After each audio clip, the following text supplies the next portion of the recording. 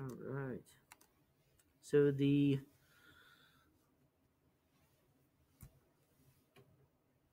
task from yesterday, of course, we looked at the Articles of Confederation. That was the first governing document. But in the notes, we also talked about the colonial situation and how Britain established colonies and gave us the ability to govern ourselves. So at first, the situation was amicable. It was a friendly relationship. So in the bell ringer, of course, we asked you to look or answer what you learned about the colonies or the Articles of Confederation. You had time to finish that up, of course, at the beginning.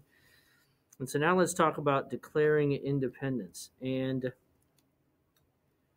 going to go over three things today: the taxes that took place and the protests that occurred, and then the conflict that happened, and then actual independence. So first, let's talk about the taxes and protests. And as we said yesterday, the French Indian War had caused a situation where Britain took on a lot of debt. Well, they did take a lot of death too, because they had to defeat the French and Native Americans first. But anyway, the new taxes were supposed to be a way to pay off the debt that Britain had incurred during the French and Indian War. And the first of these was actually on an item that most Americans didn't use because it was just too expensive and rare in the first place, and many used honey instead. Does anybody know what the first item was? Sugar, yeah. So sugar, the Sugar Act of 1764 specifically taxed that specific item. But that wasn't the part that upset most Americans because, as I said, many of them didn't actually use sugar. It was the fact that if people were caught trying to smuggle sugar into the or what these would be the colonies, of course, into the colonies, they would, of course, be captured by the Navy, and then it was the Navy that could try them in a military trial, so there'd be no jury. So that is what made them angriest, because the colonists are British citizens, they have right to trial by jury, and they weren't going to get it if they were caught smuggling sugar. So the Sugar Act was the first one, and it wasn't just the tax that angered Americans. Then yesterday I also pointed out not only did Britain have all this debt, but they established the proclamation to stop Americans from moving west. And of course, they needed to keep troops here in order to make sure that was going to be the case. So they also passed the Quartering Act of 1765. The Quartering Act. Of 1765? Mm-hmm.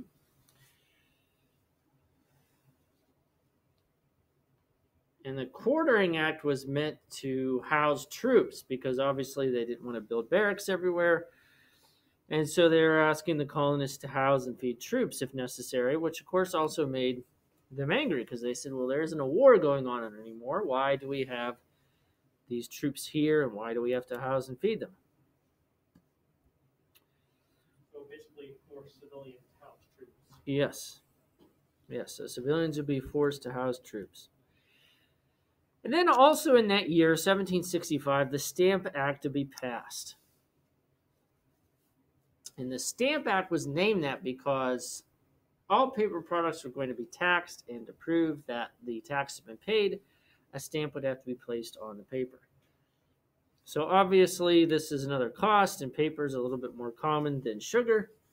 And so more and more Americans are going to become angry that these are being passed. So a group of colonists called the Stamp Act Congress got together that year and decided to write a letter of protest to London complaining about these taxes, basically saying their rights as British citizens were being crushed and that they didn't have any type of representation at all. They couldn't have a say in whether or not these taxes are being passed. And so they decided to also advocate boycotting some of these products, so refusing to buy them. But that is some of the lighter protests that would happen.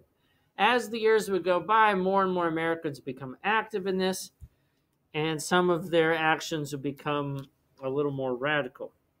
Tax collectors would be captured, tarred and feathered, which is not a pleasant process. Offices would be attacked. Government officials' homes would be possibly broken into, looted, burned, maybe even. In fact, there were also riots that occurred where government officials and other authorities were attacked.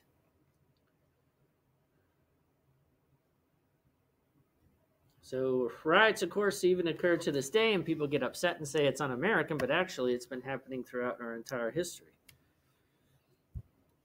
So in 1766, Parliament repealed, they voided the Stamp Act.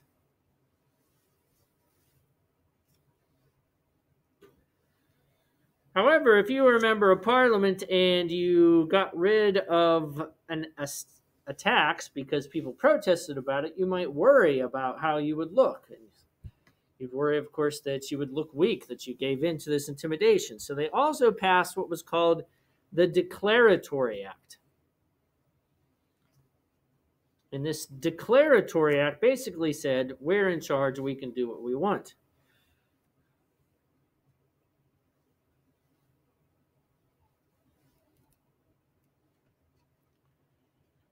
The Declaratory Act. And then, shortly after the Declaratory Act the following year, in 1767, they passed the Townshend Act. And the Townshend Act is spelled Townshend. That's town with Shend at the end. Now, this would tax a number of different items. It's named after, of course, a member of the British government. But the most significant culturally would be a tax on tea, the tea tax. And probably the worst part of this tax wasn't just that they were taking money from people, it was to help support a British company that was involved in selling the tea in the first place. And a lot of people didn't like bailing out a company. As a result of the tea tax, eventually you had a couple different events happen, particularly where the outrage was probably the greatest, which would be in the city of Boston. And there would be two events that would occur. The first one was a protest against the troops, and some young people ended up actually throwing snowballs, maybe rocks, at some British soldiers. And of course, they fired back at them. This is commonly known as the Boston Massacre. Now, from a government perspective, what was important about that is that, of course, the soldiers still got a trial for that, and John Adams, who ended up being the second president of the United States, actually defended them, because that's part of American judicial system, is that everyone, of course, gets defense. And then the other incident would be the Tea Party, when some of the patriots stormed aboard a British merchant ship, took what would today be millions of dollars worth of tea, and threw it overboard into the bay. So they destroyed a private company's property and incited violence. So once again, another incident where Americans rioted, except this was in an organized fashion, and they dressed up as Native Americans, I guess, to blame somebody else. But there's another incident where, of course, things got pretty radical. A new organization formed to help spread the boycott throughout all of the colonies, and they call themselves the Sons of Liberty. The Sons of Liberty. So the radical nature increased. Two incidents occurred within the same city that disturbed the British. And some of these ideas, of course, are being spread throughout the entire colonies. Since the British are now outraged, they would pass the Coercive Acts. The Coercive Acts were meant to punish the people of Boston in particular. They closed the port. They also closed the colonial legislature in Massachusetts, so it would be shut down.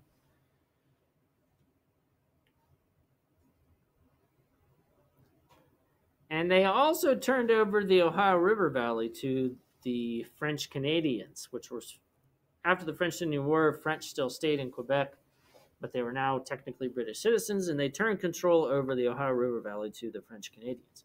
This all outraged people in Massachusetts and the other colonies even more.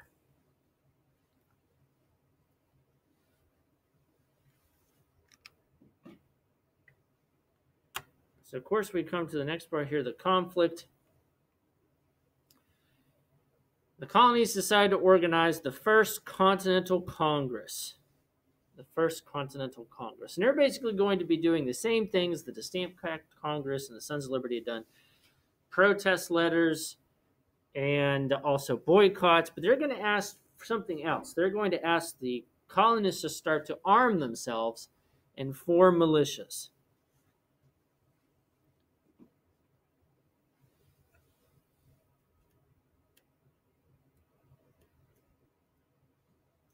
Going to arm themselves and form militias. That is to say, they aren't looking for a peaceful solution anymore. They continue to write to Parliament and even send representatives there to speak to them, but it seems to fall on deaf ears.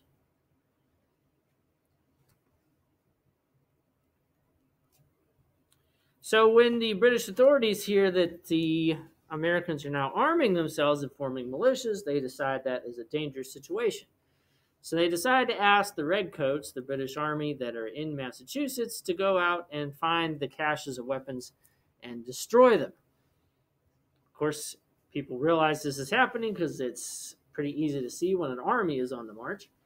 And so word gets out, and militias called up. They were called up very quickly. That's why they were known as Minutemen. And they respond by firing on the British troops. The British troops eventually achieved their objective, but the violence has started. And this happens in April of 1775, and the two incidents that occurred in this mission are commonly known as the battles of Lexington and Concord.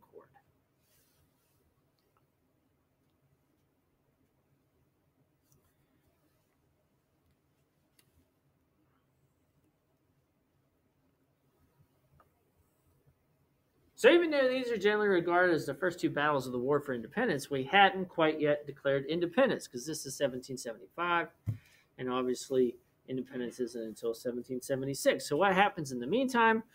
Well, there's still quite a few people that want to work things out and remain part of the British system. Pennsylvanians in particular have a lot of rights thanks to William Penn, so they don't want to throw that away. And also some of the coastal cities that do a lot of business because of the British don't want to necessarily leave. And so there's a lot of conflicting opinion. And so a Second Continental Congress meets. And this Second Continental Congress basically has those two camps. There's one group that wants to try to work things out. There's the other group that thinks, no, it's too late. We need to declare independence. So the Second Continental Congress gives its members two tasks. They ask the one side to write an olive branch petition, symbolizing peace, asking the king himself to work things out between America and Britain.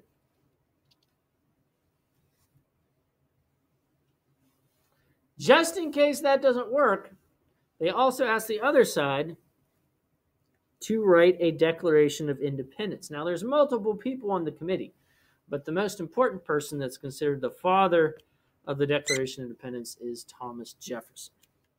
So Jefferson will be the most significant person on this committee. And he will base a lot of his ideas on actually someone who's British, John Locke, who came up with the idea of life, liberty, and property as the most important rights that the government is supposed to protect. Of course, he paraphrases this. He changes the last one to life, liberty, and pursuit of happiness. And basically, this document,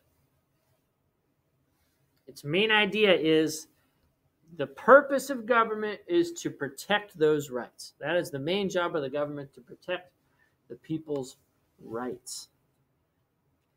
And he points out that when the government doesn't protect people's rights, then they have, the people that is, the ability to get rid of that government, to cease their connection with it. And that's exactly what they were doing in the Declaration of Independence. And they also pointed out that there's a long list of grievances. That's why there's this list of complaints in the Declaration, basically saying, look, we're not complaining just because we like to complain, because we're being fussy. We actually have real reasons here of why we need to separate. Human beings usually put up with a lot, but we have put up with too much. And so that's why we need to declare independence.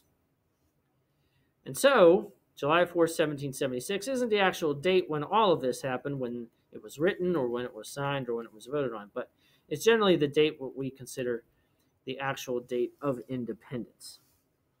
So that's the notes for today. Tomorrow we'll talk about the first government and its weaknesses. For the remainder of the period, you can work on either of those assignments. If you haven't got the Articles of Confederation finished up, make sure that you do so today. And then, of course, the textbook reading is something you can do. The 2 quizzes are open for the unit. You can take those twice if you'd like. You have until Friday to do that. And for the remainder of the week, we will look at the articles and then the actual Constitution. The Constitution assignment is something we'll do later, but it's already posted if you'd like to work on it.